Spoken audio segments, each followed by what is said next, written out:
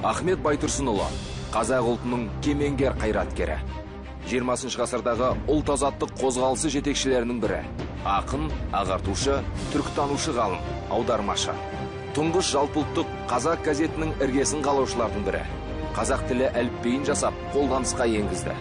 Ахмет Байтұрсынұлының әліпбиін Қытай, Ауғанстан және Иранда тұрып жатқан қазақтар әлі күнге дейін қолданады. Алаш қозғалысы жетекшілерінің бірі. Алаш автономиялық үкіметінің мүшесі. 1937 жылы тұтқындалып, ату жазасына кесілді. Балам деген жұрт болмаса, жұртым дейтін бала қайдан шықсын? Ахмет Байтұрсынұлы.